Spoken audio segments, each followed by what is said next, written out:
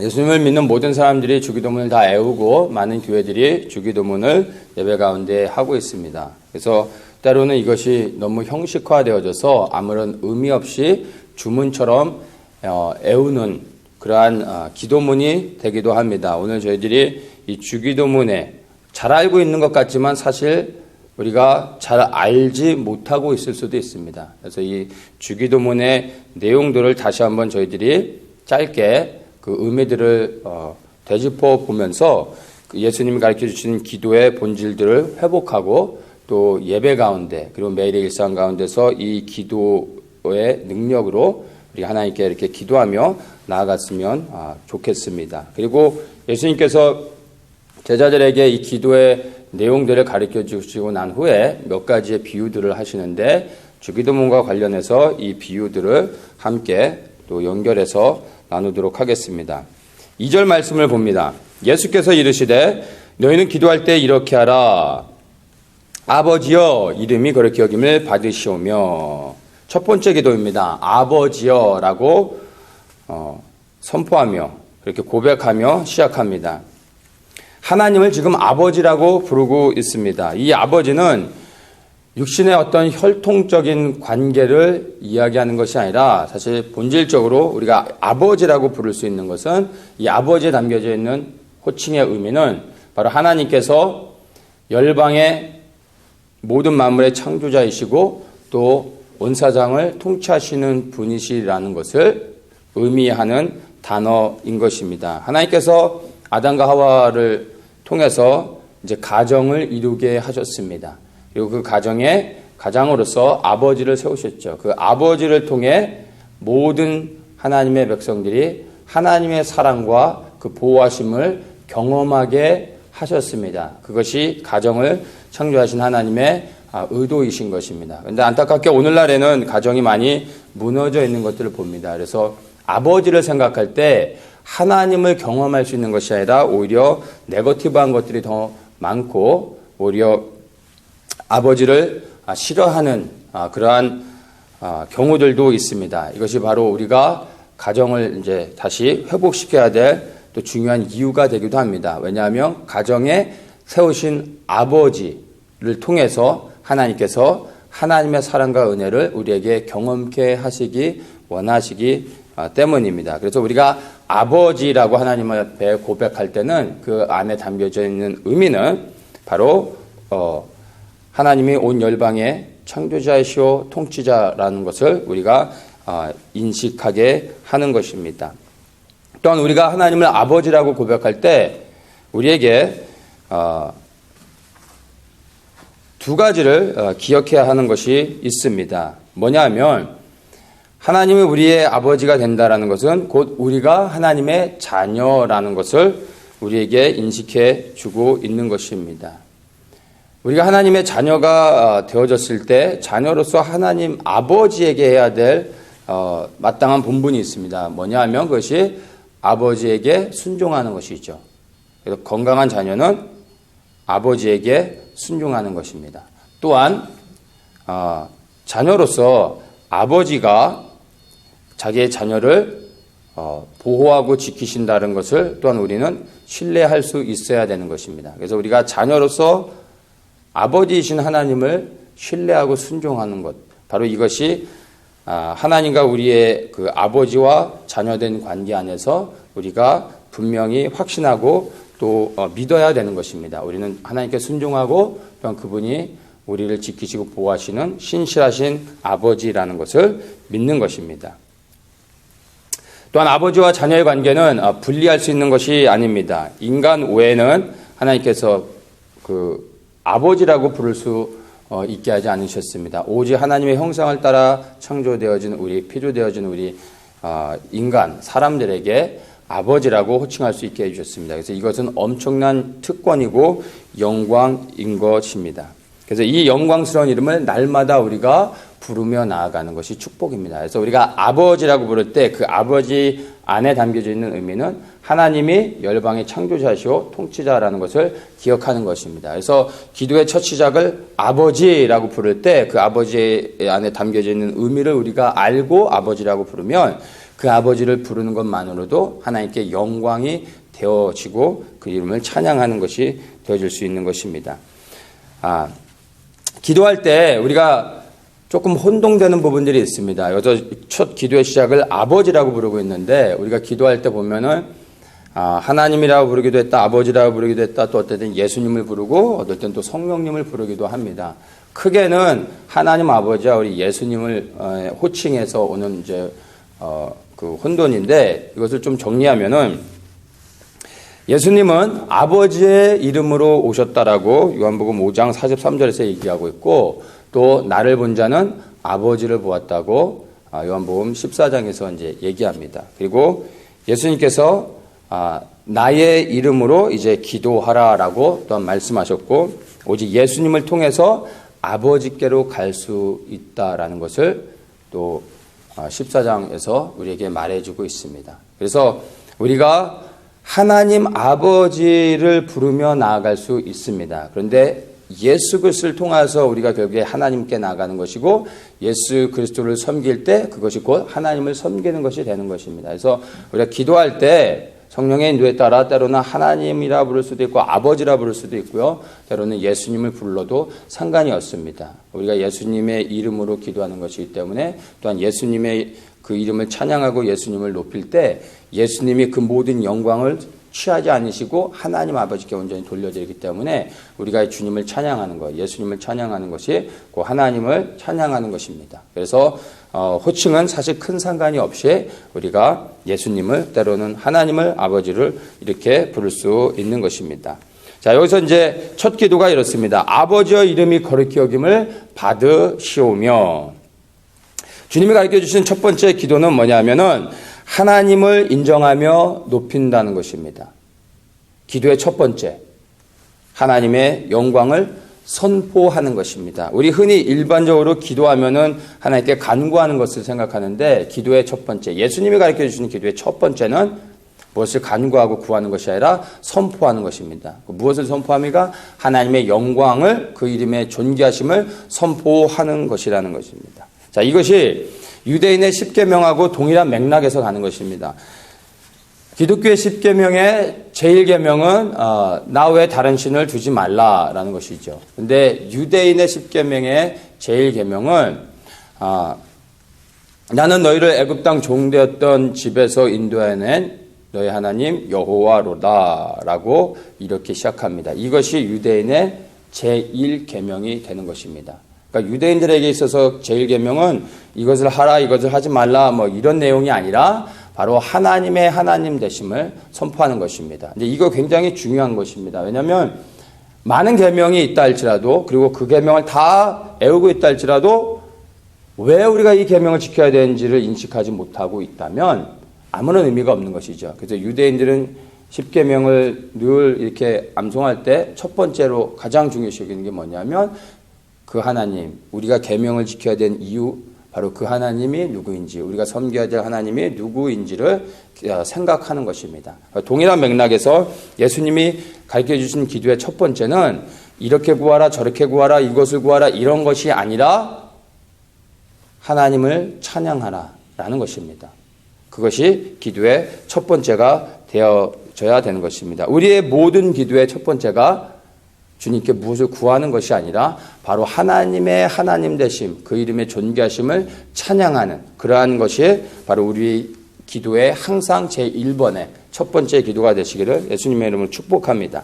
자, 두 번째 이렇게 기도합니다. 나라의 임하옵시며. 이것이 이제 예수님이 가르쳐 주신 두 번째 기도인데 첫 번째 기도가 하나님의 존귀하신 이름을 찬양하는 것이었다면 이제 두 번째는 간구하는 기도가 되는 것입니다. 가르쳐 주신 기도로서 두 번째에 해당하지만 사실 이제 하나님 앞에 실질적으로 구하는 것으로서는 첫 번째 간구하는 기도가 되는 것입니다. 무엇을 간구합니까? 바로 하나님의 나라가 이 땅에 임하도록 위해서 기도하는 것입니다. 이 하나님의 나라는 우리 눈에 보여지는 나라가 아닙니다. 이 세상 가운데서 존재하지 않는 나라입니다. 그러나 그 하나님의 나라는 이 땅에 임할 실제적인 나라가 되는 것입니다. 그 나라가 오고 있는 것이고 바로 예수 그리스도께서 통치하시는 하나님 나라가 바로 우리가 간구해야 될 그리고 구해야 될 그러한 나라라는 것입니다. 여러분의 첫 번째 기도의 제목은 무엇입니까? 여러분이 간구하는 수많은 기도 가운데 여러분 지금 예수님께서 가르쳐 주신 기도, 하나님의 나라가 이 땅에 임하는 것을 위해 기도하라고 하셨는데 여러분의 수많은 기도 가운데 하나님의 나라가 이 땅에 이루어지는 것을 위해 기도하고 있습니까? 제1번의 기도가 됩니까? 아니면 여러분의 수많은 기도 제목 가운데 하나님의 나라를 구하는 것이 포함되어져 있습니까? 주님께서는 분명히 말씀하고 계십니다. 예수님이 가르쳐 주신 기도의 두 번째는 하나님의 나라를 구하는 것입니다. 그런데 간구하는 기도로서는 이것이 첫 번째 기도가 된다라는 것입니다. 저는 여러분의 수많은 기도 제목들 가운데서 가장 첫 번째가 바로 이 땅에 임하 하나님의 나라를 위해 기도하시는 것이 제 1순위가 되기를 축복합니다. 이것은 우리의 어떤 의지를 가지고 우리의 원하는 대로 바꿀 수 있는 것이 아니라 제1번의 첫 번째 기도가 되어야 하는 것입니다. 많은 그리스도인들이 안타깝게 하나님의 나라를 구하지 않고 있습니다. 왜냐하면 이 주기도문의 내용에 하나님의 나라가 임하옵시며라는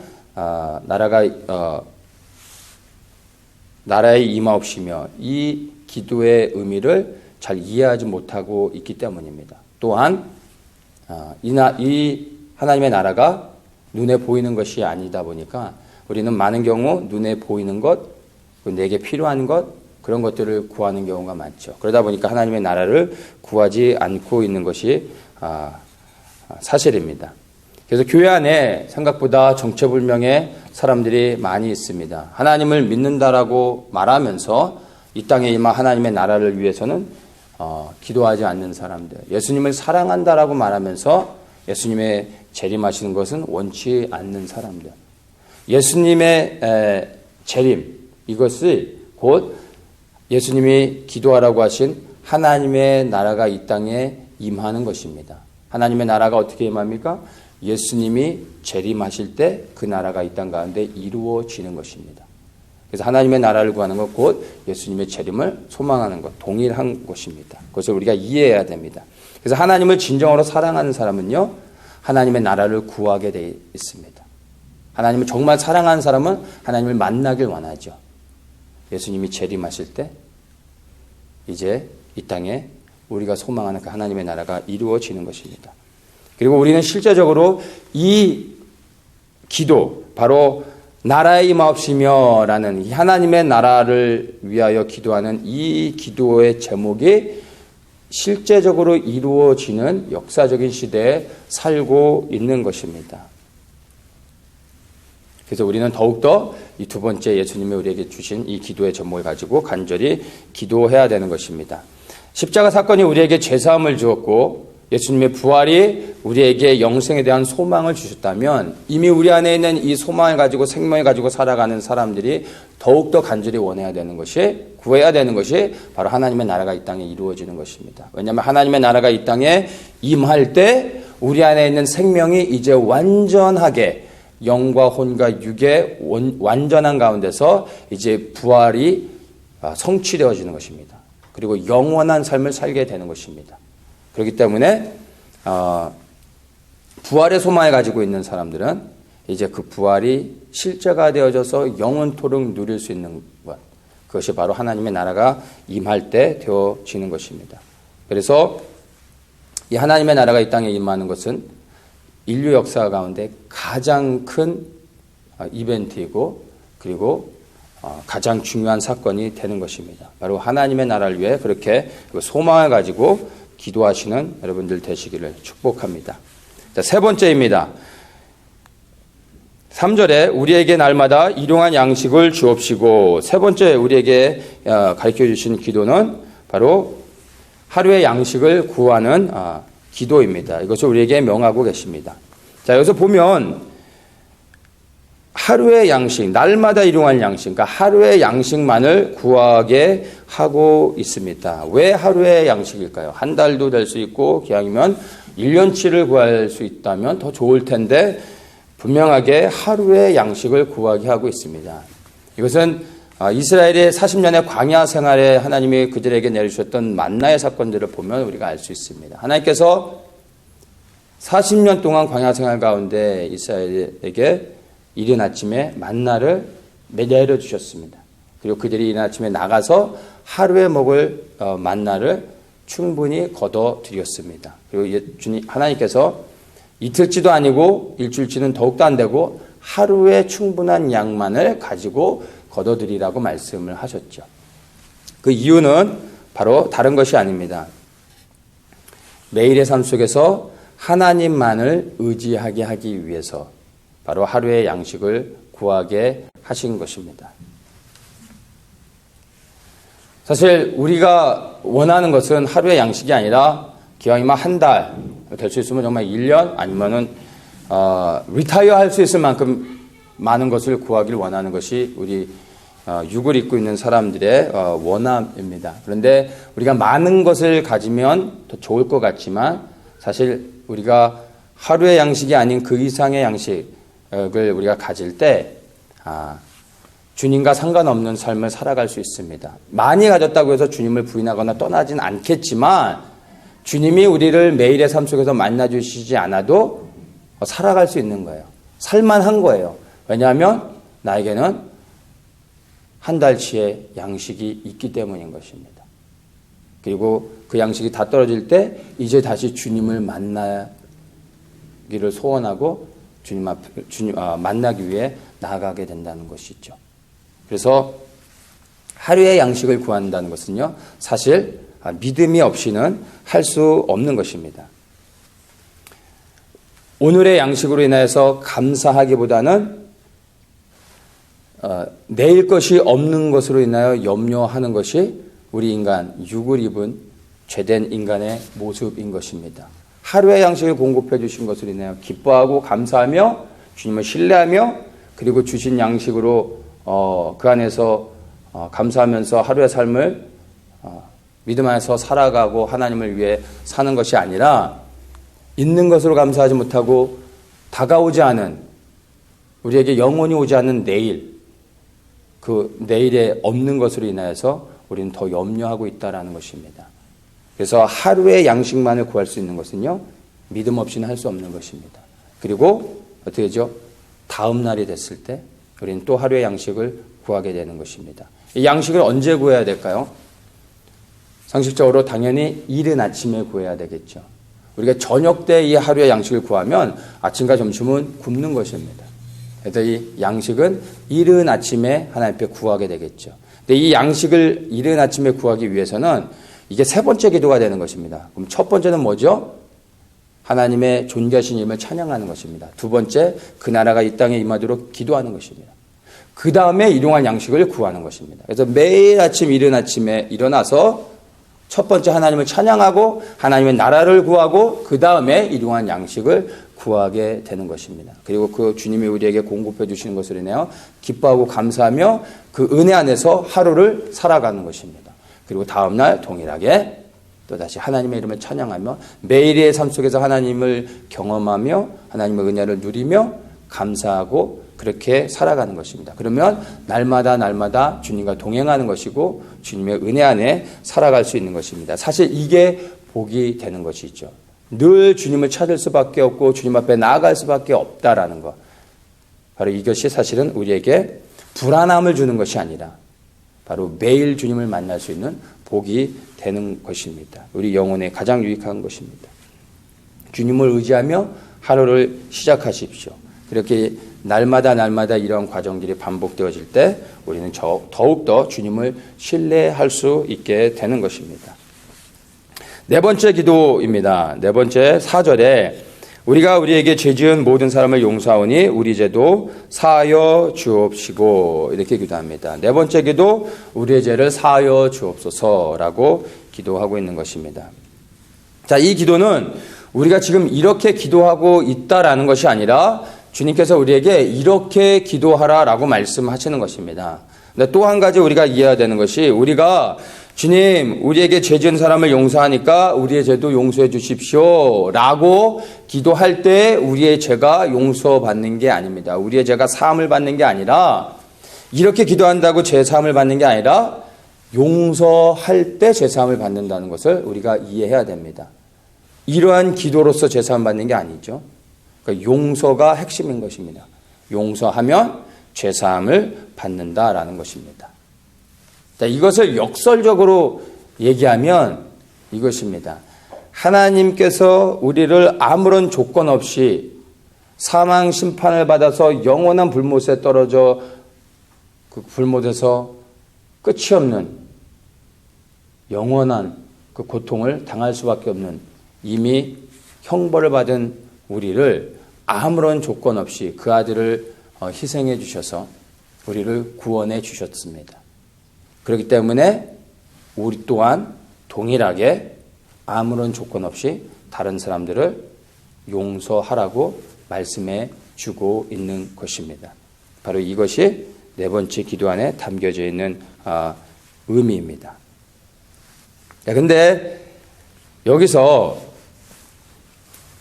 ESV에 보면은 이렇게 말합니다. Forgive us our sin, for we ourselves forgive everyone who is indebted to us. 그러니까 우리에게 죄 지은 사람이라는 것을 ESV에서는 뭐라고 얘기하냐면 indebted, 그러니까 빚을 졌다라는 거죠. 돈을 꿨다라는 것입니다.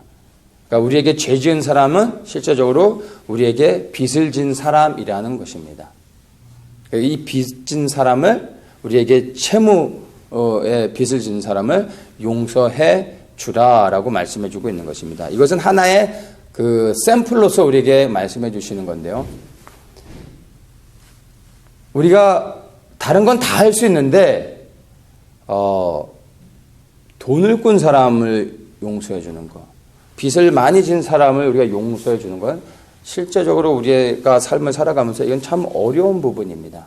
그래서 주님께서 빚을 진 사람을 용서해 주라고 말씀해 주고 계십니다. 그러니까 이것을 우리가 잘 적용해야 됩니다. 돈을 꾼 모든 사람들에게 빚을 다 탕감해 주라는 얘기가 아니라 우리에게 빚을 진 사람이 있다 할지라도 그 사람은 우리가 사랑으로 품고 그를 용서해 줄 수 있어야 된다는 것입니다. 근데 이게 되면 다른 것도 다 되어질 수 있다라는 것입니다. 구원받은 사람들임에도 불구하고 사실은 많은 그리스도인들이요, 이 용서의 문제에 걸려 있습니다. 그래서 구원을 받았음에도 불구하고 하나님이 주신 구원의 은혜, 그 자유를 누리지 못하고 뭔가 영적으로 묶여있는 사람들이 생각보다 많이 있다라는 것입니다. 그 구원의 은혜에 감격해서 내 삶을 헌신하고 내 인생을 온전히 주님께 드리며 생명 드려 주님을 따르고 주님의 그 부르신 가운데 순종하며 살아가고 있는 사람들 가운데서도 용서의 문제에 걸려있는 사람들이 있다라는 것입니다. 구원은 받았는데 그 구원의 감격을 누리지 못하고 그 구원이 주시는 자유와 그 평강을 누리지 못하는 사람들이 있습니다. 용서하지 못할 때 합법적으로 사단이 우리 안에 들어와 우리를 컨트롤하고 우리를 억압할 수 있습니다. 그래서 많은 그리스도인들이 이 용서의 문제로 인해서 고통 가운데 묶여서 살아간 사람들이 많이 있습니다. 주님은 그것을 아시고 우리에게 바로 이 용서를 지금 구하라고, 용서를 해야 된다라고 우리에게 말씀하고 있는 것입니다. 근데 사실 우리에게 누군가를 용서할 수 있는 능력이 없습니다. 주님은 우리에게 용서하라고 말씀하고 계시죠. 우리가 용서하려고 노력해서는 안 되고요. 우리가 용서를 하려고 할 때 우리는 실패할 것입니다.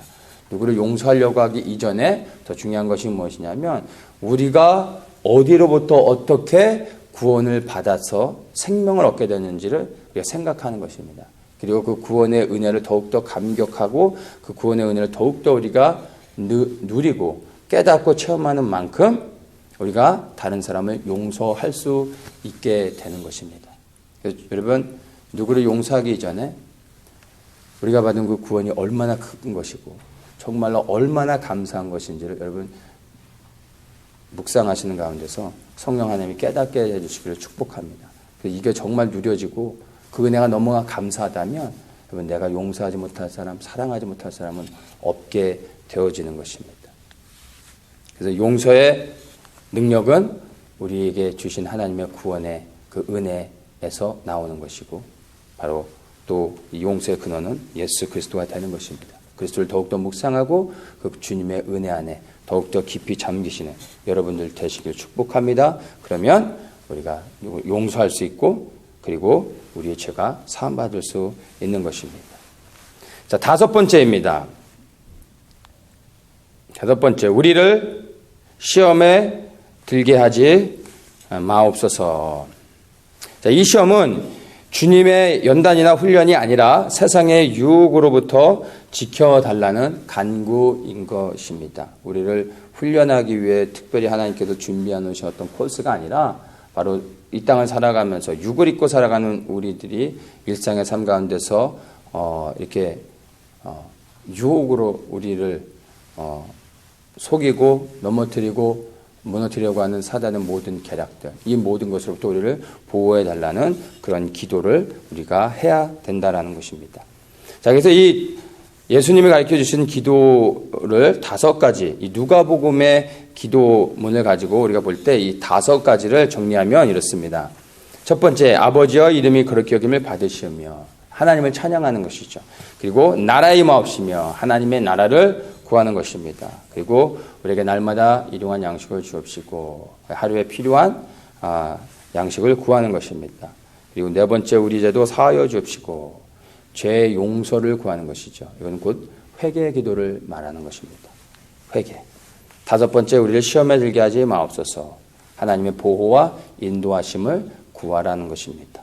하나님을 찬양하는 것, 그 다음에 하나님의 나라를 구하는 것, 하루에 필요한 양식을 구하는 것, 그리고 우리가 하나님 앞에 회개하며 나아가는 것, 그리고 하나님의 보호와 인도하심을 구하는 것.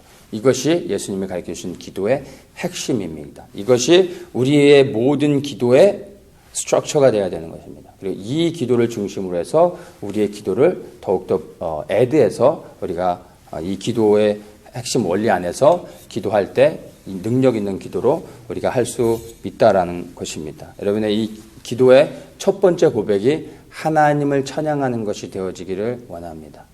그리고 여러분의 간구하는 모든 기도의 제목이 첫 번째가 바로 이 땅에 임한 하나님의 나라, 그 나라를 위해 기도하시는 여러분들 되시기를 축복합니다. 자, 예수님께서 이렇게 제자들에게 기도를 가르쳐 주신 후에 이제 한 가지의 비유를 연결해서 지금 말씀해 주고 계십니다. 이것이 5절부터 연결되는데 그 비유의 말씀 한번 보겠습니다.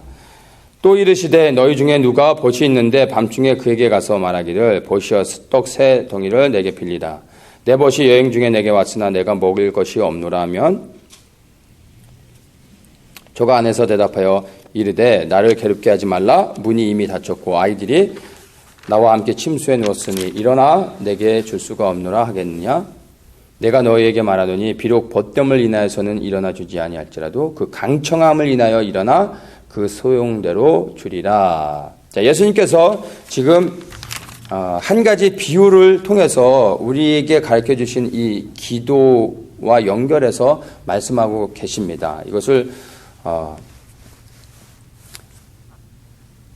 비유하신 예수님의 이 내용을 우리가 잘 이렇게 등장인물들과 이 상황 설정들을 잘 이해하면 이 안에 담겨져 있는 비유의 내용들을 우리가 잘 이해할 수 있습니다. 자, 첫 번째, 이 친구가 친구에게 가서 떡을 빌리는데 이 떡은 자기가 먹기 위해서 빌리러 가는 것이 아닙니다. 누가 찾아왔습니까? 벗이 찾아온 거예요. 벗. 친구가 찾아와서 그 친구를 위해 가고 있는 상황이라는 것입니다. 내가 그냥 저녁 때 출출해가지고 야식을 먹으려고 했는데 없어가지고 자는 친구 집에 가서 떡을 달라고 얘기하는 게 아니라 자기를 찾아온 친구를 대접하기 위해서. 그러니까 중동의 문화는 길을 지나가는 나그네가 이제 묵을 곳이 없을 때 저녁 해질 때쯤 마을 광장에 딱 서 있으면 그 마을에 사는 사람이 지나가다가 그 서 있는 사람을 보면 그 사람을 자기 집으로 인도해서 그 사람에게 쉴 수 있는 공간을 제공해야 되는 것이 중동의 문화였습니다. 지나가는 나그네한테도 그렇게 할 정도면 자기를 찾아온 친구, 벗이 찾아왔어요. 근데 자기에게 먹을 것이 없어서 친구를 대접해 줄 수 없는 거예요. 그래서 지금 다른 친구 집에 가서 그 필요한 그 친구를 대접해 주길 원하는 그 양식을 구하고 있다라는 것입니다. 이것을 우리가 이해해야 되는 것입니다. 나를 위해 지금 가고 있는 것이 아니라 내게 찾아온 친구를 대접하기 위해 신뢰를 무릅쓰고 가고 있다라는 것입니다.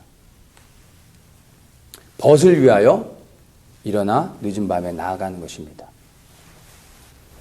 여러분의 가장 친한 친구가 누구입니까? 저는 여러분을 찾아오는 가장 여러분에게 귀한 친구가 예수님이 되시기를 축복합니다. 예수님이 우리에게 오셨어요. 그 예수님을 우리가 대접하고 우리가 예수님을 섬기기 위해서 우리가 늦은 시간에 신뢰가 되지만 그렇게 나아가는 것입니다. 바로 예수님이 여러분의 찾아온 가장 귀한 친구가 되시기를 축복합니다. 자, 그리고 이제 이 친구가 이제 늦은 저녁에 신뢰를 무릅쓰고 나아갑니다. 근데 누구에게 갑니까? 아무 집이나 들어가서 문을 두드리면서 빵을 달라고 하지 않고 누구에게요? 또 다른 친구에게 찾아가서 신뢰를 무릅쓰고 나에게 친구가 왔다. 내가 먹을 것이 없는데 내게 빵을 좀 달라라고 친구에게 구하고 있습니다. 늦은 저녁에 이렇게 찾아가는 것 자체가 당연히 신뢰가 되죠. 원래는 안 되는 거예요. 그런데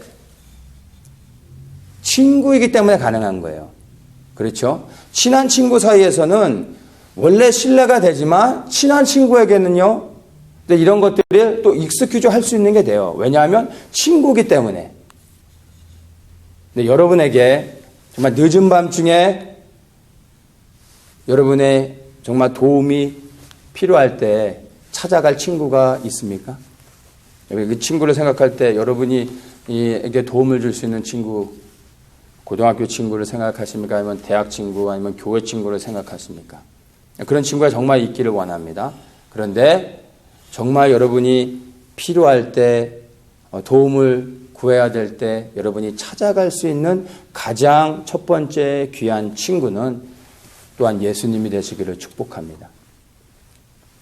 바로 이렇게 친구를 대접하기 위해 또 다른 친구에게 가고 있다라는 것입니다. 여기서 이 강청함 8절에 보면 강청함 벗됨을 인하여서 주지 아니하도 강청함을 인하여 그 소용대로 주리라. 필요한 대로 다 줄 것이다 라고 말씀하고 있어요. 그러니까 이렇게 신뢰를 무릅쓰고 친구에게 찾아가서 강청하면 줄 것이다 라고 말씀하시는 것입니다. 이 강청함은 부끄러움을 개의치 않고 간곡하게 부탁한다라는 의미인 것입니다. 그러니까 예수님께서 제자들에게 어떻게 기도해야 되는지를 가르쳐 주신 다음에 이제 그 기도를 가지고 누구를 위하여 어떠한 태도를 가지고 어떻게 기도해야 되는지를 우리에게 이 비유를 통해서 가르쳐주고 보여주고 계시는 것입니다. 우리의 소원과 필요를 위해서 우리가 강청함으로 기도하는 게 아니라 무엇을 위해서요?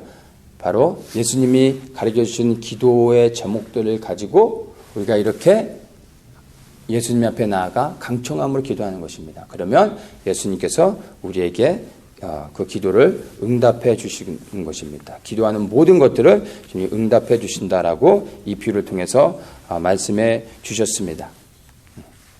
주님께서 무엇을 기도해야 되는지 이미 분명히 우리에게 예수님 제자들에게 가르쳐 주신 기도를 통해서 우리에게 보여주셨고 이제는 어떠한 태도로 그 주기도문을 예수님이 가르쳐 주신 그 기도를 해야 되는지를 우리에게 비유를 통해 말씀해 주고 계신 것입니다. 자, 그렇게 말씀하시고 난 후에 9절에 예수님이 또 내가 또 너희에게 이르노니 라고 하시면서 예수님이 말씀을 또 이어가십니다. 뭐라고 얘기하시냐면 구하라 그러면 너에게 주실 것이요 찾으라 그러면 찾을 것이요 문을 두드리라 그러면 너에게 열릴 것이니 구하는 이마다 받을 것이요 찾는 이가 찾을 것이요 두드리는 이에게 열릴 것이니라. 이 구절 누가복음 11장 9절 10절의 이 말씀은 우리가 너무나 잘 아는 것이죠. 구하라 찾으라 두드리라 얻을 것이요 찾을 것이요 열릴 것이다. 이거 우리가 너무나 잘 알고 너무나 좋아하는 구절입니다. 근데 문제는 우리가 이 말씀을 9절과 10절 말씀을 전체 문맥에서 띄어내가지고 이 말씀만을 이 구절만을 우리가 붙잡고 기도한다라는 것이죠. 그래서 우리의 필요와 소원을 기도할 때 이 구절을 가지고만 하나님 구하면 주신다고 했잖아요. 찾으면 찾을 수 있고 두드리면 열려 주신다고 했잖아요. 하면서 하나님께 이 기도를 가지고 기도의 이 본문을 가지고 하나님께 막 애스크를 합니다. 근데 이 본문은요 전후 문맥 안에서 해석해야 우리가 이 의미를 정확하게 이해할 수 있습니다. 이 본문만을 띄어서 우리가 붙잡게 되면은 주님이 말씀하시는 그 의미들을 우리가 바로 이해하지 못하게 되는 것입니다. 예수님께서 구하는 이마다 받을 것이요 찾는 이가 찾을 것이요 두드리는 이에게 열릴 것이니라 말씀하신 다음에 계속해서 연결해서 말씀하고 계십니다. 뭐라고 말씀하시냐면 11절에 너희 중에 아비된 자 누가 아들이 생선을 달라 하면 생선 대신에 뱀을 주며 알을 달라 하면 전갈을 주겠느냐? 너희가 악할지라도 좋은 것을 자식에게 줄 줄 알거든 하물며 너희 천부께서 구하는 자에게 성령을 주시지 않겠느냐 하시니라. 자, 예수님께서 구하고 찾고 두드리는 자에게 주시기 원하는 게 무엇입니까? 결론은 성령이신 것입니다. 우리는 구하고 찾고 두드릴 때 우리가 원하는 소원이 성취되어지기를 원하지만 예수님이 이 본문을 통해서 정말 구하고 찾고 두드리는 이에게 주기 원하시는 것이 성령인 것입니다. 그래서 우리가 정말 구하고 찾고 두드려야 되는 것이 다른 것이 아니라 성령인 것입니다. 이것은 우리가 이 본문 안에서 전체적인 문맥 안에서 이 구절을 우리가 보아야 하는 것입니다. 주님께서 승천하시기 전에 제자들을 모아놓고 제자들에게 성령을 보내실 것이고 그 성령이 너희와 영원토록 함께 할 것이다 라고 말씀해 주셨습니다. 약속하신 것이죠. 성령께서 오시면 무엇을 합니까? 성령께서 오셔서 우리 안에 거하시며 우리에게 모든 것을 가르치시고 우리를 진리 가운데로 인도하시는 것입니다. 그래서 성령님이 없이는 우리는 끝까지 믿음을 지키며 결국에 영원한 생명을 얻는 데까지 나아갈 수 없다라는 것입니다. 그래서 이 성령의 충만함을 받는 건 너무나 중요한 것입니다. 그래서 예수님께서 떠나가시면 내가 아버지께로 가는 것이 너희에게 유익하다라고 말씀하셨어요. 왜냐하면 내가 가면 내가 성령을 너에게 보내줄 것이다. 그래서 바로 이 성령을 받기를 위해 간절히 기도하라라고 말씀하신 것입니다. 그래서 이렇게 기도하라. 그러면 내가 반드시 응답하고 너에게 성령의 충만함을 줄 것이다 라고 말씀하고 계시다라는 것입니다. 예수 그리스도를 믿는 모든 자들이 간절히 반드시 또한 받아야 될 것이 성령의 충만함인 것입니다. 이것을 예수님이 제자들에게 주기도문을 가르쳐 주시면서 연결해서 이렇게 기도해라라고 가르쳐 주셨을 뿐만 아니라 또한 성령을 받기 위해 너희가 이렇게 기도해야 된다라고 우리에게 더불어서 우리에게 가르쳐주고 계신 것입니다. 주님이 가르쳐주신 기도의 제목, 예수님의 그 주기도문, 예수님께서 제자들에게 가르쳐주시는 그 기도의 내용을 따라 우리가 매일 날마다 기도해야 됩니다. 또한 그렇게 기도할 뿐만 아니라 우리가 받은 성령의 충만, 그것이 매일 우리의 삶 속에서 그 성령의 충만한 가운데서 우리가 살아갈 수 있도록 또한 우리가 날마다 그 성령님을 구하며 또한 나아가야 된다라는 것입니다. 이것을 위해 우리가 기도해야 되는 것입니다. 바로 이렇게 주님이 가르쳐주신 기도의 능력들을 이해하고 회복하며 선포하며 기도하실 뿐만 아니라 성령의 충만함을 받고 그 기도의 성령의 충만한 가운데서 하나님이 우리에게 명하신 모든 일들을 넉넉히 승리하며 살아가시는 모든 분들 되시게 예수님의 이름으로 축복합니다.